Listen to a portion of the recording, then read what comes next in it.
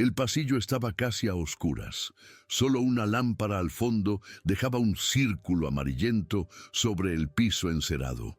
Desde el comedor todavía llegaban risas forzadas, el choque de cubiertos, el murmullo del jantar que acababa de terminar. Elena avanzaba con la bandeja vacía pegada a la cadera, los pies cansados, la espalda ligeramente encorvada. El olor a vino caro y carne asada seguía pegado a su ropa. Quería llegar a la cocina, perderse entre ollas, ruido, vapor. Allí podía volverse invisible de nuevo. No llegó. Detrás de ella sonó una puerta cerrándose de golpe, un ruido seco. Antes de que pudiera girar, una mano pesada se clavó en su brazo y la empujó contra la pared fría. La bandeja cayó al suelo con un estruendo metálico que cortó el silencio del pasillo. El ministro Andrés Villalba se plantó frente a ella, la corbata torcida, la camisa desabotonada, el cuello húmedo de sudor. El rosario que siempre mostraba en público se asomaba chueco del bolsillo. Sus ojos, inyectados de sangre, brillaban con una furia borracha. El aliento mezclado con whisky le golpeó la cara. Se inclinó tanto que casi rozó su oreja y soltó, en un susurro que ardía: «Morrerás sin que nadie te crea. Nadie sabrá que tuviste un hijo mío». Las palabras atravesaron a Elena como un cuchillo viejo, reconocible. El hijo, ese hijo, el bebé que le dijeron que había muerto sin dejarle verlo, el fantasma que la acompañaba en silencio desde hacía décadas. Ella se quedó rígida, no lo miró. Fijó los ojos en una pequeña mancha de vino en el piso, como si pudiera esconderse dentro de ese punto oscuro. Sentía los dedos de Andrés apretándole el brazo hasta el hueso. Un dolor punzante, ni un solo gemido, años de entrenamiento en no reaccionar. Arriba, en lo alto de la escalera, dos figuras se detuvieron en seco. Lucía y Tomás venían subiendo, el móvil en la mano, riendo por algo del colegio. La voz del abuelo se coló por el pasillo como un veneno. La frase fue tan clara que los dos la escucharon completa. Lucía se inclinó sobre la baranda de madera pulida. Desde allí alcanzaba a ver el perfil de Elena pegada a la pared. El cuerpo del abuelo demasiado cerca. La postura no tenía nada de cariñosa. Tenía algo oscuro, amenazante, que ella nunca le había visto. Tomás frunció el ceño. «Tuviste un hijo mío». La idea chocaba con toda la imagen que conocía. El ministro católico, defensor de la familia tradicional, el abuelo que presidía las oraciones antes de comer. Lucía llevó la mano a la boca para no hacer ruido. Sintió un vacío en el estómago. Entendía que acababan de oír algo prohibido, algo que no debía existir fuera de susurros y rincones. Abajo, Elena seguía sin moverse.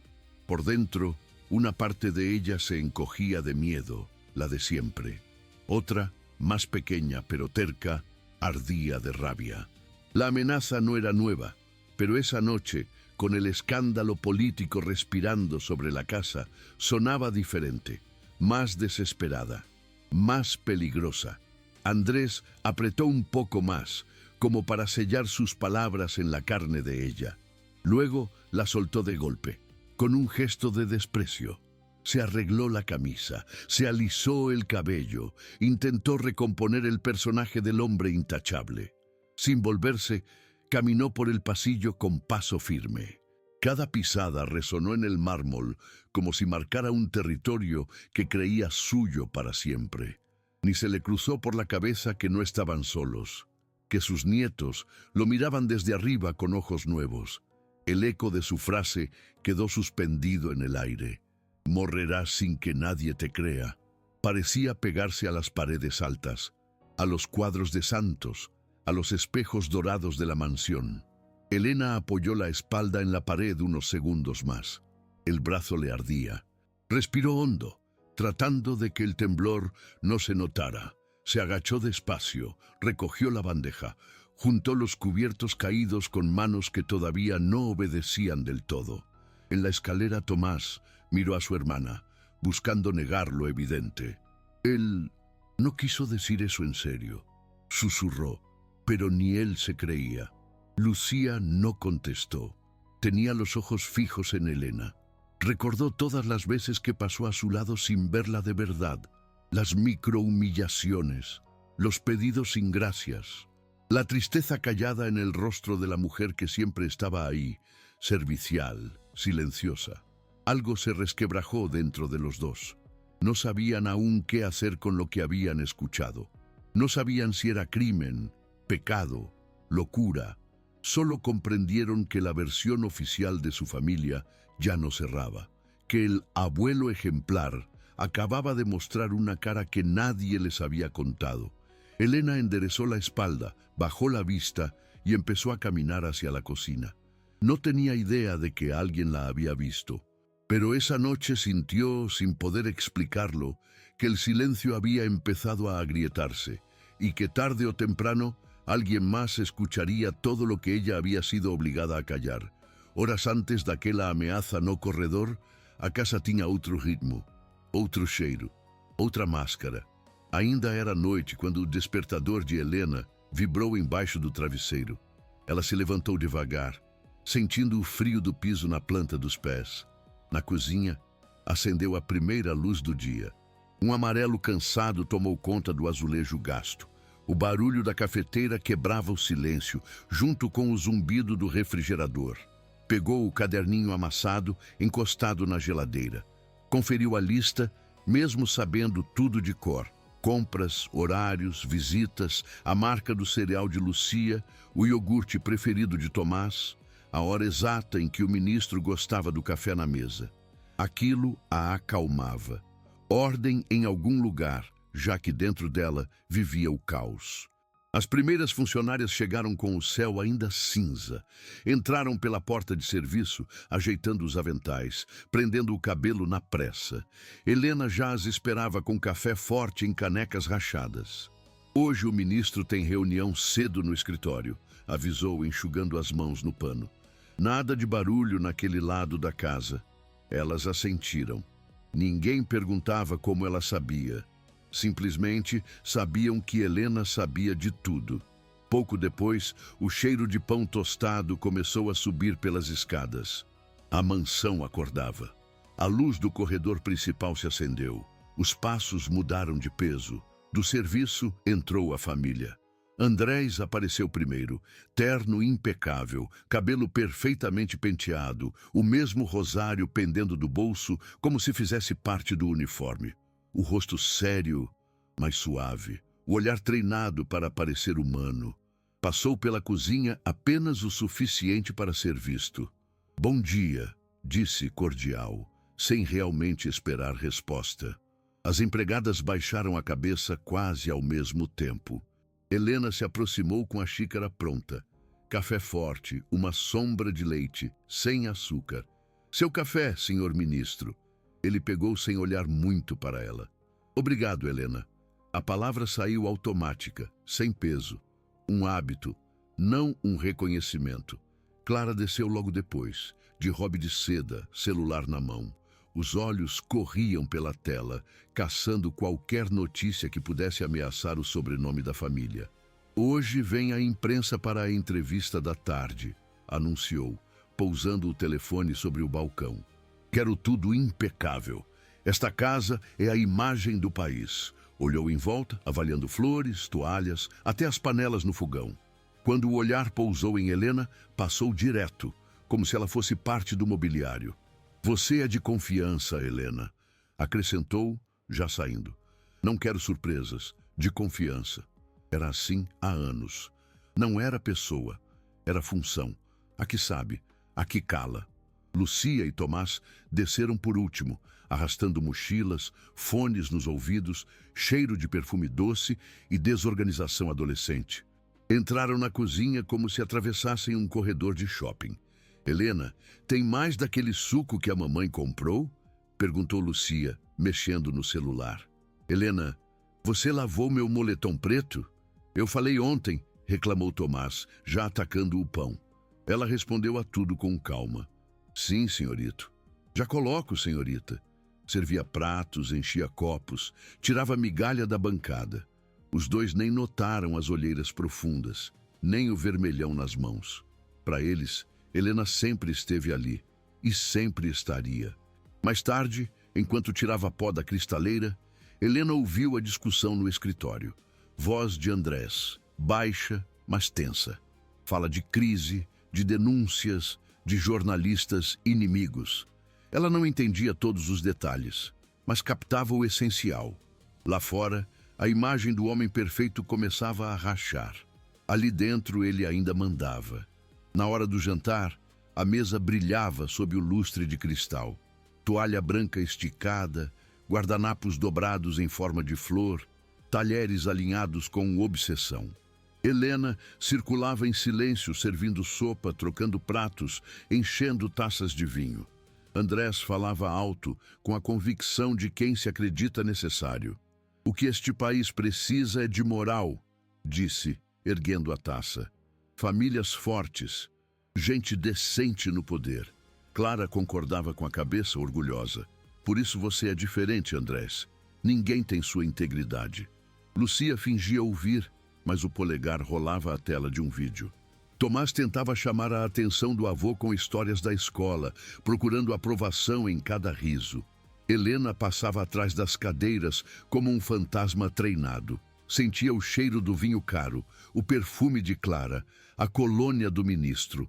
Cada frase sobre honestidade batia nela como um tapa invisível. Quando Andrés falou de gente sem valores que se aproveita dos bons, Helena quase derrubou uma travessa.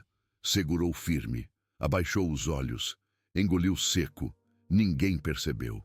Mais tarde, já sem a família, ela ficou sozinha no salão. Só o tic-tac do relógio de parede e o cheiro de comida fria.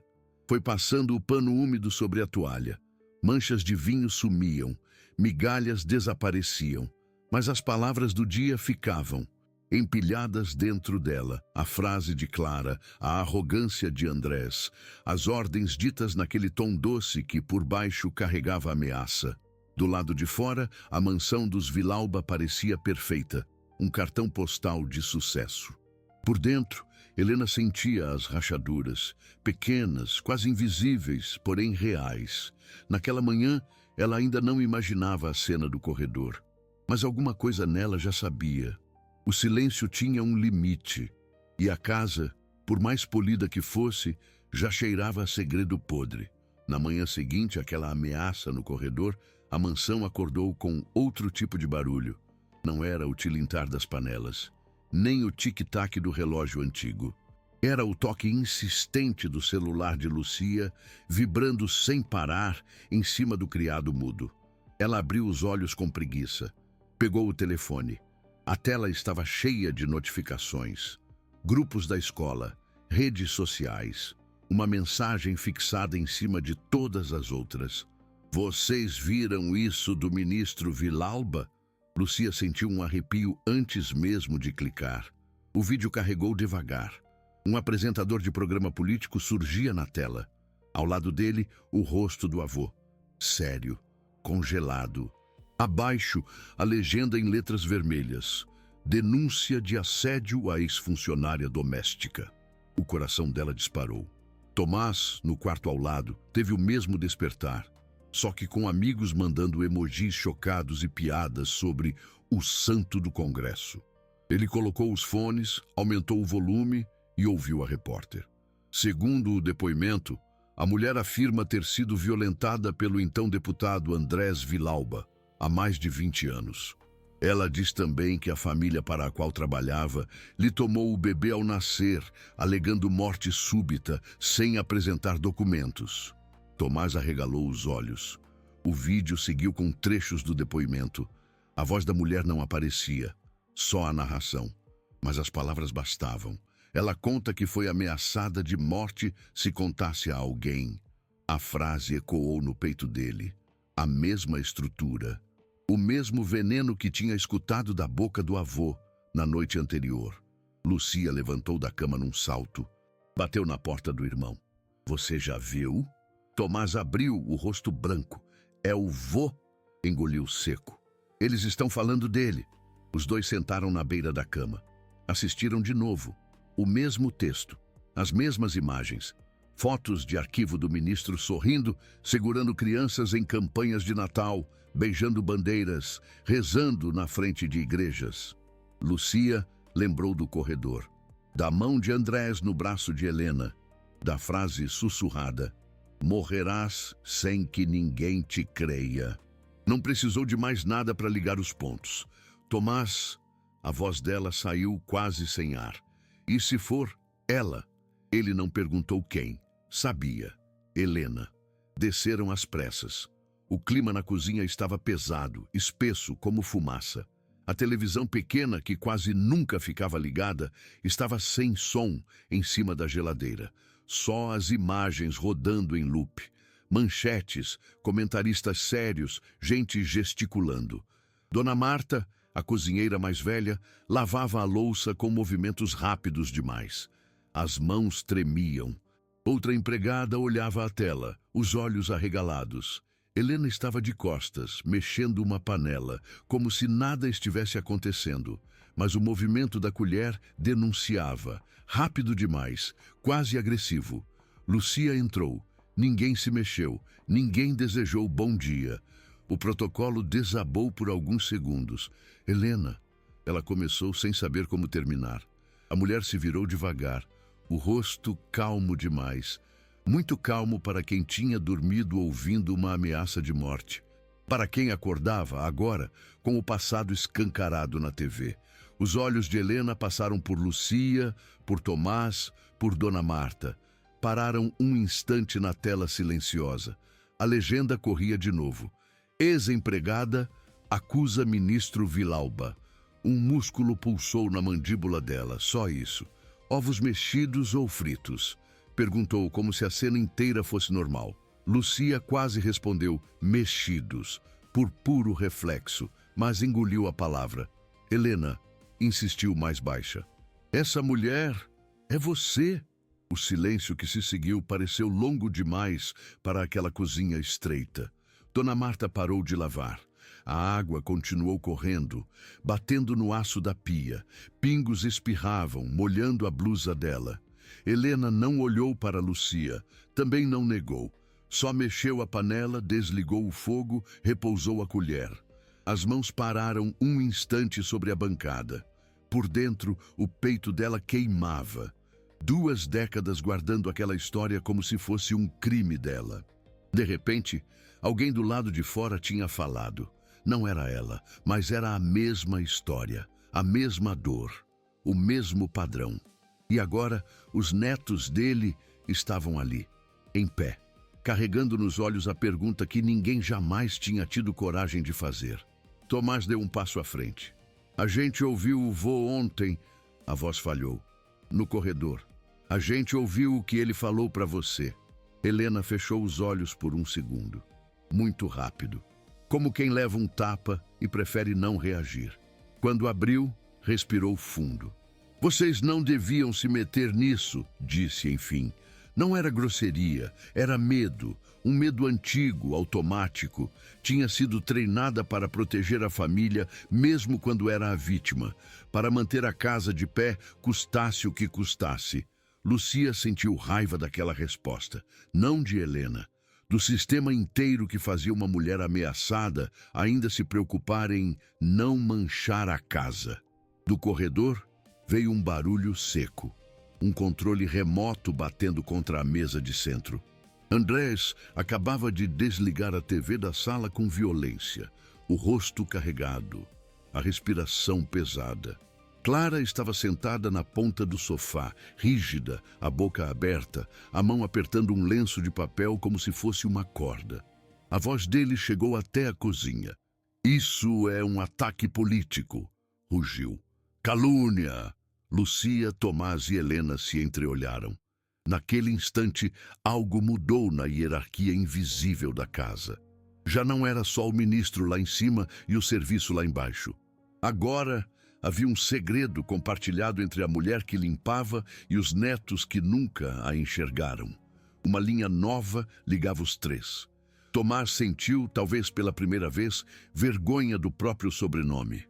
Lucia sentiu uma decisão nascendo, tímida, mas firme. E Helena? Helena percebeu que, gostando ou não, já não estava sozinha dentro daquela história. Se abrisse a boca, alguém ouviria. Se calasse de novo, esses dois também carregariam o peso. Ela voltou para o fogão. Partiu um ovo com força demais. A casca rachou em 1000 pedacinhos sobre a borda da frigideira.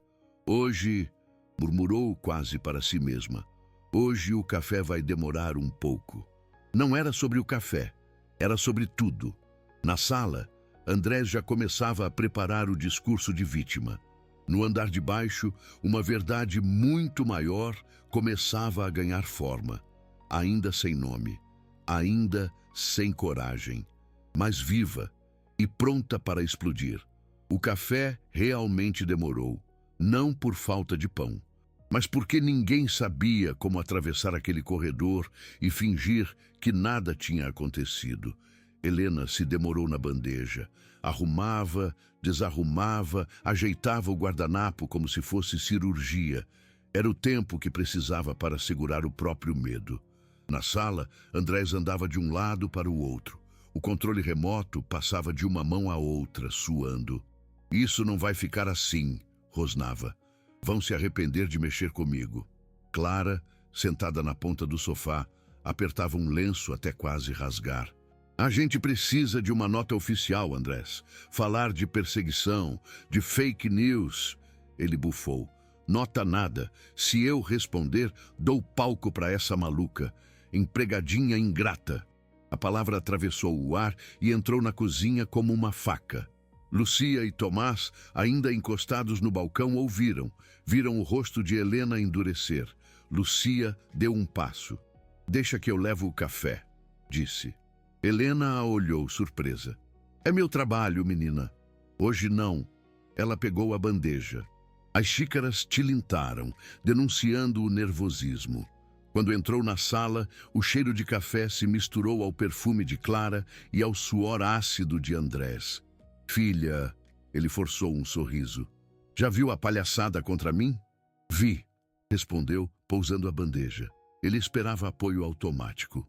É tudo mentira, proclamou. Gente paga para me derrubar. Essa mulher nem deve existir. Lucia respirou fundo. Ela existe, vô. Ele franziu a testa. Tá repetindo o que vê na internet, é? Ela existe, insistiu. Está na nossa cozinha. Chama a Helena. O silêncio pesou. Tomás apareceu na porta, pálido. A gente ouviu ontem, disse a voz embargada. O senhor ameaçando ela, dizendo que ia morrer sem que ninguém acreditasse. Clara perdeu a cor. Tomás, vocês eram crianças? Andrés rebateu rápido. Não entendem. Essa mulher é problemática. Sempre foi. A gente protegeu vocês. Lucia sentiu o estômago virar. Protegeu de quê? Perguntou encarando. De saber o que o senhor fez com ela? O olhar de Andrés escureceu. Cuidado com a boca, Lucia. Tem gente lá fora querendo me destruir. Não vão usar meus próprios netos. Ele se aproximou um passo. A voz veio baixa, venenosa. Nenhum de vocês fala com jornalista. Nenhum de vocês pronuncia o nome de Helena fora desta casa. Está claro? Ele ergueu o tom na última palavra. De propósito, para que a cozinha ouvisse. Na porta, alguns metros atrás, Helena tinha se aproximado sem fazer barulho. Não aparecia, mas escutava. Ela vai receber o que merece. De novo. Lucia recolheu a bandeja com mãos trêmulas. Então, o senhor decide até quem merece existir, murmurou. E quem merece ser apagado? Não esperou resposta. Voltou para a cozinha com o peito em chamas. Tomás veio atrás. Helena fingia cortar pão. A faca tremia. Ele quer que a gente esqueça seu nome, Lucia disse, sem rodeios. Helena deu um sorriso curto, sem alegria. É o que ele faz de melhor. Tomás respirou fundo. Se a senhora quiser falar, a gente ouve. Helena levantou os olhos. Viu 2 adolescentes com medo, sim, mas também com algo que nunca tinha visto naquela família. Vontade de saber, mesmo que doesse. Hesitou. 20 anos de silêncio pesavam nos ombros. 20 anos ouvindo que ninguém acreditaria. Mas agora havia aquela mulher anônima na TV. Havia aqueles dois ali e havia o próprio cansaço. Depois do almoço, disse enfim, quando tudo aquietar, se ainda quiserem, eu conto. Lucia assentiu na mesma hora. Tomás também. Na sala, Andrés já telefonava para advogados, arquitetando a próxima máscara. Na cozinha, uma história enterrada começava a subir à superfície. Ainda só uma promessa.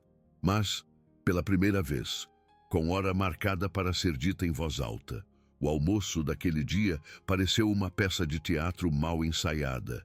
A mesa perfeita, os pratos alinhados, os talheres brilhando sob o lustre. Mas ninguém sabia muito bem qual papel devia interpretar. Andrés veio primeiro de terno apesar de estar em casa. Gravata ligeiramente torta, celular colado à mão. Falava baixo com alguém da assessoria. Já mandei preparar a nota, murmurava. Fala de perseguição, de ataque coordenado. Quero esses jornalistas no chão. Clara apareceu logo depois. Maquiagem reforçada para esconder as olheiras. Tinha passado a manhã entre ligações para amigas da alta sociedade e consultas com o advogado.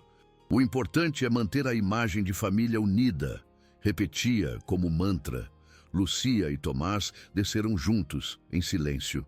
Haviam se trancado no quarto após a conversa na cozinha. Não conseguiram estudar, não conseguiram ver série. Só ficavam voltando à mesma pergunta. E se for tudo verdade? Helena circulava ao redor da mesa colocando os pratos. Arroz branco, carne ao forno, salada colorida. Sei lá quantos anos de prática a fazia se mover quase no automático. Por dentro, cada passo era um conto regressivo até a hora marcada. Ela evitava olhar diretamente para Andrés, mas sentia cada movimento dele, o timbre da voz, o jeito como batia o garfo no prato quando algo o irritava. Lucia, chamou ele, quando todos já estavam à mesa. Você não disse nada na internet, né? Ela levantou os olhos devagar. Ainda não. Clara quase engasgou com a água. Como assim ainda não? Lucia, por favor, querida. Esse assunto não é para a rede social. Seu avô está sendo atacado. A gente tem que apoiá-lo, não alimentar fofoca. Tomás apertou o guardanapo entre os dedos. Andrés continuou, num tom que misturava carinho e ameaça. O que acontece nesta casa, fica nesta casa. Vocês foram educados assim. Não vão me decepcionar agora. Lucia não respondeu. Levou o garfo à boca, mas nem sentiu o gosto. O arroz parecia areia. Helena observava tudo da cabeceira, em pé, como sempre. Pronta para servir mais suco, mais carne, mais silêncio. Em certo momento, sentiu o olhar de Lucia alcançá-la. Um olhar rápido, quase clandestino. Era um lembrete. Depois do almoço, o coração dela acelerou. Ao mesmo tempo, o celular de Andrés apitou sobre a mesa. Ele atendeu na hora. Sim? Fala, deputado. Eu vi? Não, claro que é mentira. Essa mulher está sendo usada... Não, ninguém aqui vai falar com a imprensa. Os filhos de Clara, netos dele, ouviram a frase como uma sentença. Ninguém aqui vai falar. Helena sentiu o estômago revirar. O cheiro da carne assada, que normalmente lhe abria o apetite, agora dava náusea.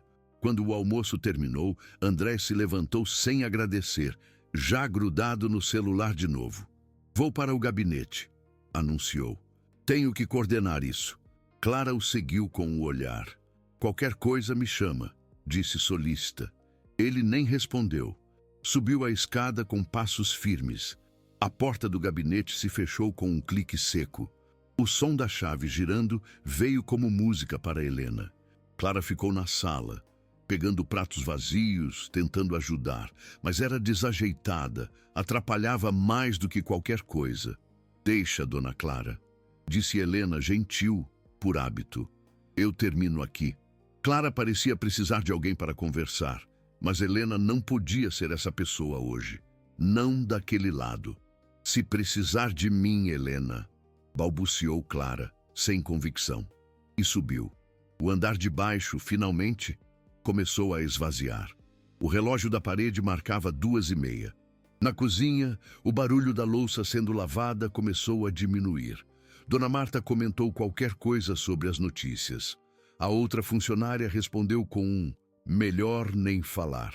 Helena tirou o avental, dobrou devagar, guardou no mesmo lugar de sempre.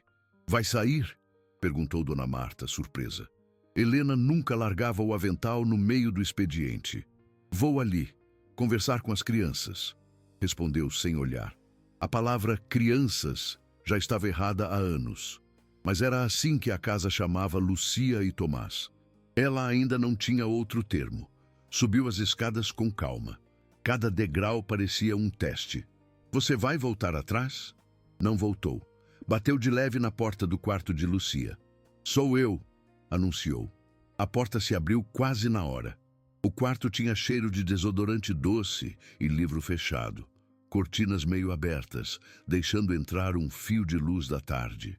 Tomás estava sentado no chão, encostado na cama, com o notebook fechado à frente. Parecia ter esperado aquele som a manhã inteira. Lucia fez sinal para Helena entrar. Ela fechou a porta atrás de si. O gesto simples teve um peso enorme. Era como trancar do lado de fora 20 anos de regras da casa. Ficou de pé um instante, sem saber onde colocar as mãos. Não estava acostumada a estar naquele quarto como convidada, sempre como serviço. Lucia apontou para a cadeira giratória da escrivaninha. Senta, Helena. Ela obedeceu, rígida. Houve um silêncio curto, estranho. O tic-tac distante do relógio lá embaixo parecia mais alto agora. Tomás foi quem quebrou. A senhora não é obrigada a falar nada, disse coçando a nuca. Se estiver doendo demais, a gente entende. Helena sorriu de lado. Doer dói há 20 anos, meu filho. Falar não vai ser o que vai começar a doer. Os dois engoliram seco com o meu filho. Aquela forma de chamar era automática, mas naquela tarde ganhou outro eco. Helena respirou fundo. Enfiou a mão no bolso do uniforme e tirou algo dobrado com cuidado, um papel envelhecido, amarelado nas bordas. Antes de contar, vocês precisam ver isso. Lucia pegou o papel como se fosse frágil. Era uma cópia antiga de um boletim de ocorrência. Letras apagadas, carimbo desbotado. No campo declarante, um nome: Helena dos Santos. Tomás leu por cima do ombro da irmã. Viu palavras soltas: violência, empregador, casa de família, gravidez. O estômago dele se revirou. A polícia, murmurou. A senhora foi à polícia. Helena assentiu. Fui, sozinha, com medo e com fé que alguém ia me ouvir. As mãos tremiam um pouco, mas a voz vinha firme. O que fizeram? Perguntou Lucia, quase sem ar. Helena deu uma risada seca. Telefonaram para ele, para o Dr. Andrés. Perguntaram se era verdade. Ele disse que não. E pronto. O papel ficou lá. Eu voltei para casa e para a cozinha. Lucia sentiu o rosto queimar. Tomás fechou os punhos impotente. Eu não tinha estudo, continuou Helena. Não sabia de lei, só sabia que o filho que eu carregava era meu e que quando chegou a hora, me disseram que ele tinha nascido morto. Ela encarou os dois, mas não deixaram eu ver. As palavras ficaram suspensas no ar como fumaça pesada. Lucia lembrou na mesma hora da manchete da TV. Roubo de bebê. Lembrou da história da mulher anônima que nunca viu o corpo do filho. Helena, começou, a voz falhando. O bebê. Ela levantou a mão, pedindo calma. Eu vou contar direito, desde o começo. Mas preciso que vocês me prometam uma coisa. Tomás se apressou. Qualquer coisa. Ela o corrigiu com os olhos. Pensem bem antes de prometer. O que eu vou dizer não dá para desouvir. Vai mudar o jeito que vocês enxergam essa casa. E esse homem que vocês chamam de avô. Lucia inspirou fundo. Sentiu, mais do que pensou, que já não tinha volta desde ontem à noite. Então já mudou, Helena, disse. A gente só precisa saber o que falta. Helena os olhou. Viu ali não mais as crianças dos patrões, e sim duas testemunhas em formação. Tá bem, disse por fim. Então senta direitinho, que essa história é longa. Ela encostou as costas na cadeira. Olhou para o teto por um instante, como quem busca no gesso branco as lembranças que passou a vida tentando pintar por cima. Eu cheguei nessa casa com 17 anos, começou. E naquela época, o doutor Andrés ainda nem era ministro. Lá embaixo, o relógio continuou marcando a hora. O resto da casa seguiu na rotina de sempre. Televisão ligada, água correndo na pia, portão abrindo e fechando. Só naquele quarto, o tempo começou a andar de outro jeito. E a cada frase de Helena, os alicerces da família Vilalba davam mais uma pequena, quase imperceptível, trincada. Helena ajeitou as mãos no colo antes de continuar. Eu cheguei aqui com 17 anos, disse. Do interior. Casa de barro, chão de terra. Minha mãe doente. Eu precisava mandar dinheiro. Lucia e Tomás estavam imóveis. Uma conhecida falou dessa família, gente boa, paga em dia. Eu topei sem pensar. Quando entrei por aquele portão, achei que tinha vindo parar em outro mundo. A casa brilhava. A dona Clara estava grávida da sua mãe, Lucia. O doutor já mandava em todo mundo, mesmo sem ser ministro. Ela deu um meio sorriso sem alegria. No começo eu só limpava, lavava, aprendia o jeito da casa. Dormia num quartinho no fundo, sem janela, mas para mim era luxo. Tinha cama, tinha comida. O tom dela mudou, quase imperceptível. Quando a dona Clara foi ter o bebê, a casa ficou mais vazia. Foi aí que ele começou a me notar. Helena, traz um café no escritório. Eu entrava, ele elogiava. Dizia que eu era muito jeitosa. Começou colocando a mão no meu ombro, no meu cabelo. Eu travava, não sabia nem dar nome para aquilo. Tomás olhou para o chão. Sentiu vergonha por ele. Depois vinham os horários esquisitos. Seguiu Helena. Fica mais tarde para passar roupa. Vem mais cedo para fazer pão de queijo. Sempre dava um jeito de me deixar sozinha num cômodo. Eu falava meio por cima com a cozinheira. Ela só dizia, se cuida, não faz escândalo. Homem é assim, você precisa desse emprego. Lucia sentiu o estômago revirar. Até que uma noite, ele entrou no meu quartinho. Helena baixou os olhos. Vocês não precisam dos detalhes. Só precisam saber que, daquela noite em diante, eu parei de mandar no meu próprio corpo. O silêncio que veio depois do corpo pesou no ar. Eu tentei fugir uma vez, continuou. Fiz uma sacola com 2 roupas. Fui até o portão. O segurança riu. Disse que o doutor tinha amigo em todo canto, que, se eu inventasse coisa, não trabalhava mais em lugar nenhum. Eu voltei, com medo, com culpa, achando que a errada era eu. Ela respirou fundo. A barriga começou a crescer. Eu escondia com blusa larga, até que não deu mais. A cozinheira tocou em mim e falou, você tá grávida, menina. Vai ter que contar. Quando eu contei, descobri que ele já sabia. Me chamou no escritório. Falou calmo, como se estivesse resolvendo papelada. Isso é um problema, e problema a gente resolve. Tomás perguntou num fio de voz. Resolver. Como? Dizendo para todo mundo que eu era louca. Respondeu Helena seca, que eu inventava, e me levando para aquele hospital da TV. O mesmo. Quando vi ontem a fachada azul, minhas pernas quase falharam. Ela engoliu em seco. No hospital, me deixaram sozinha numa sala. Eu gritava de dor. O bebê nasceu. Eu ouvi o choro, forte, vivo. Depois, silêncio. Entrou uma médica, disse que ele era fraco, que não resistiu, que era melhor eu não ver para não sofrer mais. Eu implorei, pedi pelo menos para segurar um pouco. Ela falou que o hospital ia cuidar de tudo, que eu era nova, que ia ter outros. Os olhos de Lucia marejaram. E o doutor? Ela perguntou, a palavra doutor quase travando. Quando eu voltei para casa quebrada, sem bebê, ele me chamou de novo no escritório, disse Helena. Falou que tinha resolvido, que eu devia agradecer, e avisou. Se eu abrisse a boca, ia para a rua sem nada, e ninguém ia acreditar. Quem você acha que eles vão ouvir? Uma empregadinha ou um homem de nome limpo? Tomás fechou os punhos. Minha mãe, Não desconfiou? Helena pensou um pouco. A dona Clara vivia de olho fechado para o que doía, respondeu. Talvez tenha sentido que tinha algo errado. Mas se sentiu, guardou para si.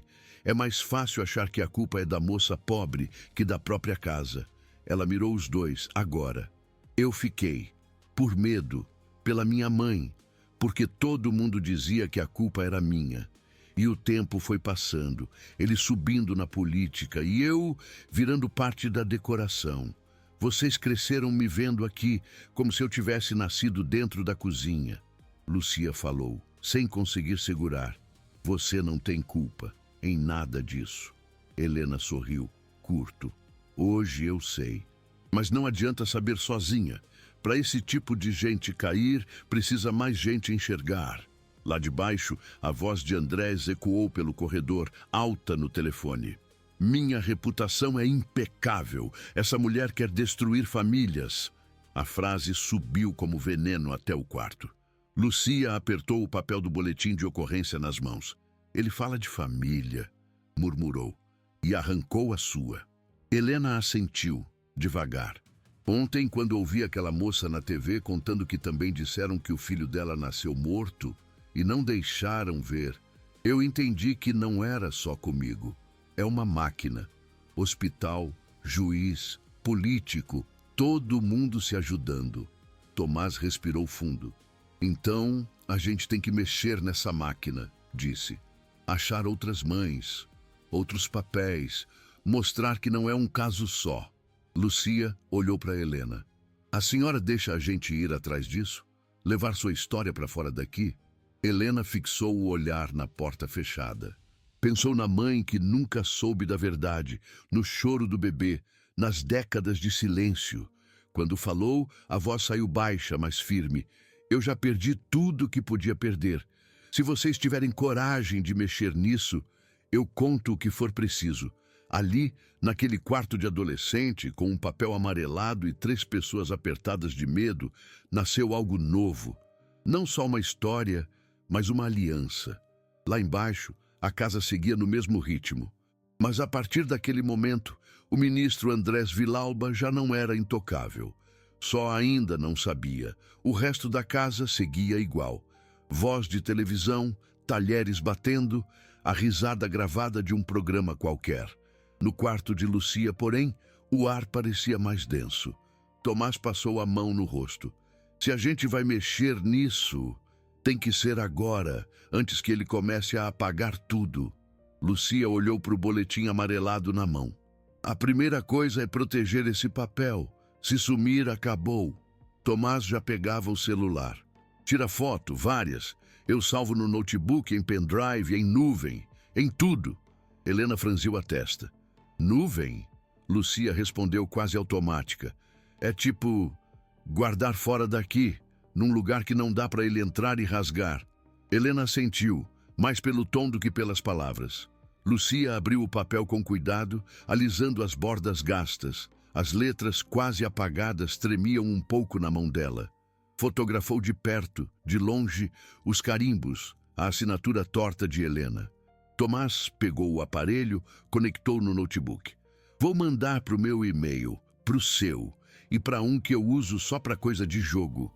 Se der ruim num, sobra outro. Enquanto ele digitava, Helena olhava para a tela como quem encara um idioma estranho, mas sentia lá no fundo que aquelas luzinhas e ícones estavam do lado dela. E se ele sobe aqui? Ela perguntou baixinho. Se vê vocês mexendo com isso? No mesmo instante, passos ecoaram no corredor. Lucia gelou. Tomás fechou o notebook num reflexo. Lucia enfiou o boletim aberto dentro de um livro grosso na prateleira. Os 3 ficaram imóveis. A sombra de Andrés riscou a fresta da porta. Passos lentos, o barulho da chave no quarto dele. Porta batendo. Tranca. Só então Helena soltou o ar. Eu vou descer, sussurrou. Se der falta de mim, ele estranha. Continuem, mas com cuidado. Lucia segurou o braço dela um segundo. Se ele falar qualquer coisa, você sobe. Ele só lembra que eu existo quando o café atrasa. Helena murmurou, amarga. Saiu. Tomás esperou ouvir os passos na escada. Reabriu o notebook. Pronto, tá salvo. Com senha forte. Lucia apoiou as mãos nos joelhos. Tá, temos cópia. Temos a Helena. Falta o mundo saber. Ela levantou o olhar, aceso. A repórter da TV. Aqui falou do hospital. Se alguém vai ouvir, é ela. Tomás concordou com a cabeça. Maíra, alguma coisa. Tava escrito. Lucia já digitava o nome do canal no celular. Em segundos, apareceu o perfil da repórter. A mesma cara séria, agora num quadradinho de rede social. Postagens sobre corrupção, direitos humanos, adoção ilegal. Aqui, Lucia apontou. Ela colocou um e-mail para denúncias. Diz que é sigiloso. Tomás mordeu o lábio. E se não for? E se alguém do jornal for amigo do vô? A dúvida cortou o impulso. Lucia pensou em Andrés lá embaixo, chamando aquela mulher da TV de mentirosa. Pensou em Helena, anos calada, lavando prato. Se a gente desconfiar de todo mundo, ele ganha para sempre, disse. A gente se esconde e ele continua na TV falando de família. Tomás respirou pesado. Então, pelo menos, a gente não manda do seu e-mail, nem do meu com nosso sobrenome. Criaram um endereço novo ali mesmo, nome genérico. Sem pista, sem foto. Quando a caixinha para, apareceu preenchida com o e-mail da repórter, o silêncio voltou. Agora cheio de possibilidades. O que a gente escreve? Tomás perguntou. Lucia encarou a tela. Nada de novela, disse devagar. Só o que interessa, sem dar bandeira. Começou a ditar, pausado, e Tomás foi digitando. Sou parente próximo de um político que pode estar ligado ao esquema de adoções mostrado na sua reportagem sobre o Hospital Santa Eugênia. Tenho cópia de um boletim de ocorrência antigo e o relato de uma funcionária da casa dele, que passou pelo mesmo hospital, com história parecida à da mãe entrevistada. Tenho medo de represálias e, por isso, não posso me identificar ainda. Se você tiver interesse, responda por este e-mail. Posso enviar provas e conversar com segurança. Tomás releu em voz baixa. Parecia frio, mas verdadeiro. Anexa uma foto? Ele sugeriu. Lucia hesitou por um segundo. O papel dentro do livro parecia queimar. Uma só. Corta o nome dele. Deixa o resto. Recortaram a imagem, escondendo o sobrenome Vilauba, deixando o carimbo do hospital e a palavra violência bem legível. O arquivo ficou ali, embaixo do texto. Pequeno, mas gigantesco. Tomás levou o dedo ao touchpad. O botão enviar brilhava. Se for, não volta, murmurou. Lucia lembrou das palavras de Helena. O que eu vou dizer não dá para desouvir. Eles já tinham ouvido, já tinham escolhido. A volta acabou quando a gente abriu aquele boletim, respondeu. Tomás clicou. Por um instante, nada aconteceu. Depois, o som seco da mensagem enviada. Os dois ficaram olhando para a tela vazia, como se esperassem que o computador explodisse. Nada. Só a respiração deles, rápida. Lá fora, o céu começou a fechar. O vento bateu na janela, sacudindo a cortina. E agora? Tomás perguntou. Agora a gente finge que é só mais um dia, Lucia respondeu. E espera. Ela guardou o livro com o boletim mais profundo da estante, como quem esconde uma arma. Do andar de baixo veio a voz de Andrés, exaltado pela TV. Olha o absurdo, estão querendo manchar o nome de famílias sérias. Lucia e Tomás se entreolharam. Nenhum dos dois disse em voz alta. Mas ali entenderam a mesma coisa. A próxima vez que aquele homem visse o próprio nome na televisão, talvez não fosse mais como vítima indignada. E no meio dessa espera tensa, um e-mail recém-enviado começava a cruzar cabos, servidores, telas, indo direto para a mesa da única pessoa, fora daquela casa, que podia transformar a dor de Helena em notícia. A resposta chegou rápido. O celular novo vibrou em cima da cama. Lucia e Tomás se entreolharam, duros. Ela abriu o e-mail. O nome da repórter estava lá, Maíra. Leu em voz baixa. Recebi. Obrigada pela confiança. A foto parece autêntica. Antes de avançar, preciso saber se vocês estão seguros. Posso falar com vocês por ligação de voz ou vídeo, com a câmera desligada do lado de vocês. Também posso ir a um local neutro. Não divulgo identidades sem autorização. Essa funcionária aceita conversar? Há mais documentos além do boletim? O quarto ficou em silêncio. Ela levou a sério. Tomás murmurou. E agora a gente precisa da Helena, Lucia concluiu. Desceram, na cozinha, cheiro de alho e cebola. Helena mexia a panela. Nem precisou perguntar. Pelo jeito deles, entendeu. Ela respondeu, perguntou sem tirar os olhos do fogo. Lucia mostrou o celular. Helena leu devagar. O pano de prato foi ficando torcido nas mãos. Ela quer me ouvir mesmo, sussurrou. Tomás falou baixo. Se você não quiser, a gente para aqui. Helena ergueu os olhos. Pensou em Andrés dizendo, ninguém vai acreditar em você. Pensou na moça da TV, na outra mãe. Passei 40 anos com medo de abrir a boca, disse. Se agora tem alguém querendo escutar e eu calar, aí sim eu viro cúmplice. Respirou fundo. Mas eu não vou aparecer em vídeo, nem sair de casa escondida.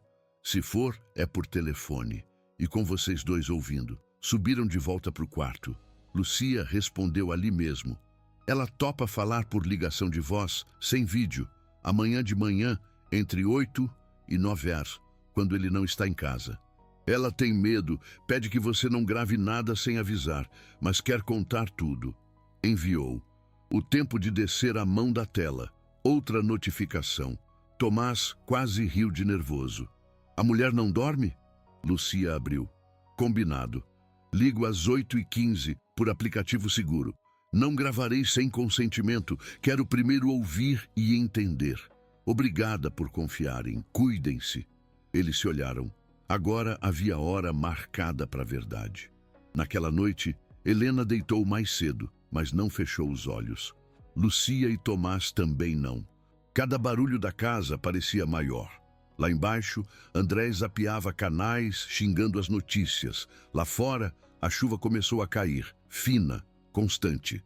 Quando o despertador tocou, às 7h50, o dia já estava claro. O quarto de Lucia parecia menor, apertado pelos três. Helena sentou na beira da cama, as mãos no colo. Se eu travar, vocês falam, pediu. Se eu chorar, vocês não desligam. Lucia segurou a mão dela. A gente não solta. Às 8h15 em ponto, o celular vibrou. A tela mostrava o mesmo ícone do e-mail. Lucia engoliu em seco, atendeu, colocou no viva voz. Alô? A voz de Maíra soou firme, mas suave. Aqui é a Maíra. Eu tô sozinha, em lugar reservado. A ligação não está sendo gravada. Vocês estão em segurança para falar agora? As três respiraram ao mesmo tempo. Helena fechou os olhos. Tô, respondeu rouca. Meu nome você não precisa saber ainda.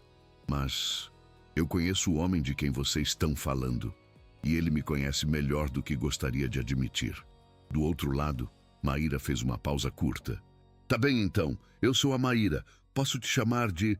Helena hesitou, podia inventar, mas cansou de se esconder. Helena, trabalho na casa dele faz 40 anos. Lucia e Tomás prenderam o ar. Helena, eu vou ser direta, tá? A voz de Maíra baixou. O que aconteceu com você no Hospital Santa Eugênia? O silêncio durou alguns segundos. Depois, quebrou. Eu cheguei lá com 17 anos, grávida, de um homem bem mais velho, casado, amigo de gente importante. Ele disse que ia resolver tudo. Me deixaram num corredor gritando de dor, sem exame, sem nada. As mãos de Helena tremiam no colo. Lucia apertou mais forte. Quando a dor piorou, me amarraram na maca. Diziam que eu estava fazendo escândalo. Eu ouvi meu filho chorar, Maíra. Chorou forte. Eu gritei que queria pegar ele. A enfermeira olhou para alguém atrás de mim e falou: Não insista, menina, nasceu morto. Enfiaram uma injeção. Quando acordei, o quarto estava vazio. Do outro lado, só o chiado leve da ligação. Você tinha algum papel? Algum registro? Perguntou Maíra, suave. Eu não. Minha mãe guardou um boletim que um vizinho insistiu para a gente fazer, Helena explicou. Ela achava que era só para reclamar do hospital. Só anos depois eu fui ver que tinha mais coisa lá dentro. Tomás se inclinou para o celular. É o boletim que a gente te mandou, completou. Tá o nome da Helena, o carimbo do hospital, data. E fala de um acompanhante que se recusou a se identificar. Silêncio. Dá para imaginar a caneta correndo. Esse homem é o ministro Andrés Vilauba? Maíra arriscou. A palavra ministro cortou o ar. Helena respirou fundo. Para mim, ele sempre foi seu Andrés, disse. Prometeu que ia assumir o menino. No lugar disso, me trouxe para trabalhar na casa. Um tempo depois, chegou com um bebê nos braços. Disse que era da prima, que não podia criar. Eu sabia que era mentira, mas eu era pobre, com medo, com vergonha. Fiquei. Criei como se fosse meu neto. Maíra ficou em silêncio um instante. Qual o nome desse bebê? Perguntou baixo. Helena travou. Olhou para o lado. Tomás respondeu por ela. Tomás, eu. A respiração de Maíra falhou no fone. Tá, eu entendo. Ela retomou se recompondo. Eu sei que é muito pesado. Obrigada por confiarem. Fez mais perguntas, mais objetivas. Alguém no hospital tentou te ajudar? Você lembra de nomes? Uma enfermeira. Marta, com sobrenome de Z. Ela falou que tinha muito bebê que nascia morto para mulher importante e rico sair com criança no colo. Me mandou guardar o nome dela. O papel sumiu. Acho que ele achou. Teclas bateram do outro lado. Tô achando aqui uma Marta Zag, ex-enfermeira do Santa Eugênia. Consta como morta em acidente. Maíra comentou, a voz mais tensa. E o médico-chefe da época era amigo de faculdade do ministro. Lucia sentiu a coluna arrepiar. Helena, Maíra respirou fundo. Se eu contar essa história, ele vai negar. Vai chamar você de mentirosa, interesseira. Vocês estão prontos para isso? Helena encarou a parede. Viu mentalmente os retratos da família nas molduras douradas. Eu já fui chamada de coisa pior, calada, respondeu. Se eu ficar quieta, ele continua fazendo com outras. Eu não durmo mais pensando nisso. Maíra ajustou o tom, mais prático. Eu vou checar esse boletim no sistema. Vou atrás dos registros do hospital, da enfermeira, do médico. Também vou ver a certidão do Tomás. Preciso cruzar datas. Não publico nada sem falar antes com vocês. Mas, se eu for adiante, não tem volta. Pode ter polícia, jornalista, gente batendo no portão. Tomás respirou fundo. Porta já bate o dia inteiro aqui, disse. Para puxar saco dele. Se um dia for para ouvir a verdade, já é lucro. Lucia completou. Firme. Só uma coisa. Se essa história sair, não some o nome da Helena. Ela não é a empregada, é a mãe. Do outro lado, Maíra assentiu. Eu prometo, vocês não são figurante. Eu vou precisar de uns dias. Se eu sumir, é porque tô apurando. Se eu sentir que o risco aumentou, eu aviso antes. Guardem bem esse boletim. E... obrigada, de verdade. A ligação caiu. O quarto ficou quieto, mas o silêncio era outro. Mais pesado, mais real. Helena passou a mão no rosto. Parece que eu tirei uma pedra do peito e ganhei uma montanha, murmurou. Tomás encostou a testa na dela. Montanha a gente não sobe sozinho. Lucia levantou, foi até a estante e pegou o livro com o boletim. A partir de hoje, isso aqui é mais que um segredo, disse. É prova. E essa casa já não é só a casa do ministro, é a cena do crime. Lá fora, a chuva afinava. Em algum lugar da cidade, uma repórter começava a puxar um fio.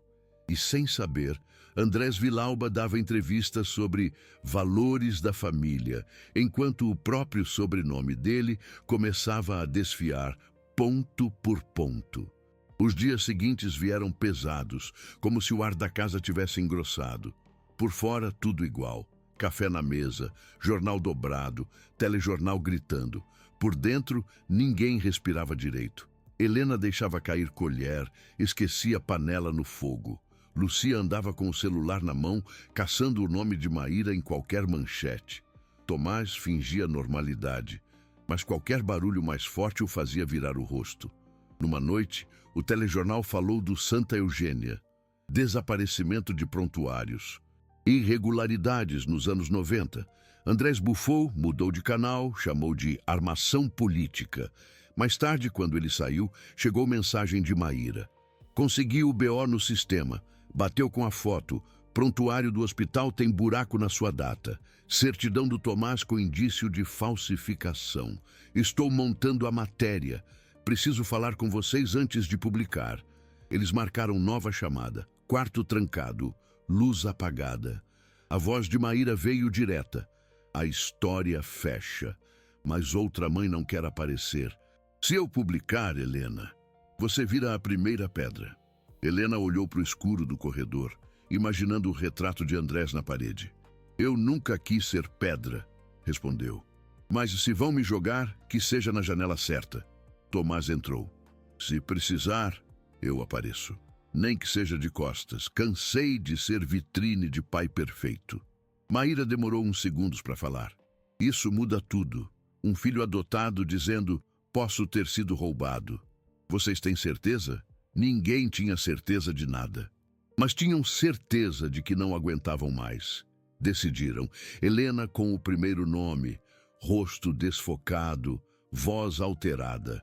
Tomás de costas, sem nome completo. Os fatos, claros o bastante para qualquer conhecido reconhecer. Se nada travar domingo à noite no programa grande, avisou Maíra. Segunda-feira a vida de vocês vira outra coisa. Chegou o domingo, Andrés passou o dia mais elétrico. Telefone colado na orelha, falava de dossiê, de ataque baixo. À noite, plantou-se na frente da TV, confiante. Hoje eu apareço comentando o escândalo do hospital. Vão tentar me usar de escudo, mas eu vi antes o texto. Helena trouxe a bandeja, a mão tremendo. Lucia e Tomás sentaram mais distantes. A vinheta entrou. Giro de notícias. Então, a apresentadora mudou o tom. Agora, uma denúncia exclusiva. Mulheres que afirmam ter tido seus bebês retirados à força há mais de 20 anos em um dos hospitais mais tradicionais do país. Entre os nomes citados, uma figura central da política nacional. Andrés riu, tenso. É pra cima de mim. Quer ver? Na tela, corredores de hospital, papéis amarelados. A voz em off de Maíra. Você vai ouvir agora o relato de Helena, que aos 17 anos foi internada no Hospital Santa Eugênia. Helena sentiu as pernas falharem. Na TV, apareceu a silhueta dela, desfocada, a mão mexendo no avental, o ombro caído, a voz mexida no computador, mas o conteúdo era o mesmo que tinha saído do peito. Corredor gelado, maca, amarra, choro de bebê. A frase, nasceu morto. A injeção. Que merda é essa? Andrés explodiu, levantando. Helena, o boletim de ocorrência apareceu em close. Nome borrado, carimbo visível, data. Tomás sussurrou. É o nosso. Logo depois, imagens de uma casa de jardim conhecido demais. Fotos antigas, uma mulher segurando um bebê no gramado. Rosto da criança borrado. O resto, inconfundível. Anos depois, Helena foi contratada na casa de um homem influente. Seguia a narração. Ele prometera resolver a situação. Pouco tempo depois, chegou com um bebê, dito filho de parente distante. Datas batem. A certidão desse menino, hoje adulto, tem numeração irregular. Andrés avançou e desligou a TV com força. Isso é calúnia! Vocês sabiam disso? Gritou, encarando os três.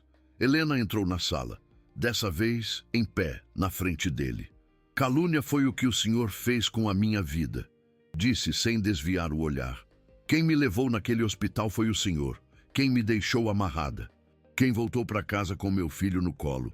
O rosto dele ficou roxo. Eu te tirei da miséria. Você comia o que se não fosse eu?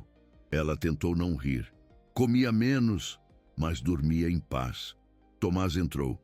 Se é tudo mentira, por que minha certidão tem número raspado? Andrés olhou para ele como se visse um inimigo. Você vai comprar essa narrativa de uma empregada desequilibrada? Lucia falou, a voz trêmula. Não é narrativa, é documento, é gente morta em acidente. É prontuário apagado. O senhor sabe. Por um instante, Andrés vacilou. Quase puxou aquele velho sorriso de entrevista. Não deu tempo.